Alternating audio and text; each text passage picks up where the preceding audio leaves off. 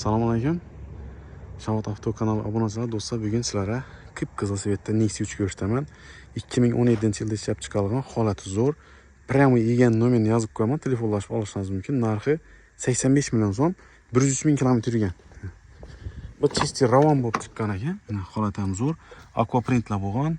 Mana bellar ham полный aquaprint, rullarni qizil nelar o'ralgan. Mana shumka ham bo'lgan ekan, полный. Ham meri beton bo'lib turibdi.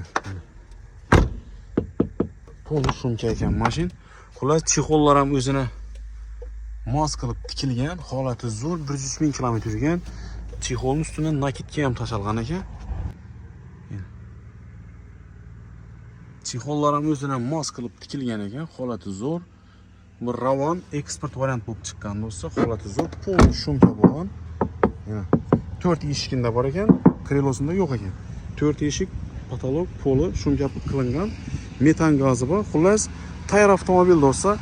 Narxi 85 million so'm aytib turibdi. Prямый egani telefon nomerini qo'yaman, telefonlashib olishingiz mumkin. Xotin-qizlar, ayollar uchun zo'r svet do'stlar. Olasizlar, haydab yuraverasizlar. Bu 2017-yilda ishlab chiqarilgan Nexia Ravon 3, чисти ravon bo'lib chiqqan eksport variant. Bularda ozgina motor qismidan ham, zashitalaridan ham o'zgarish bo'ladi baribir.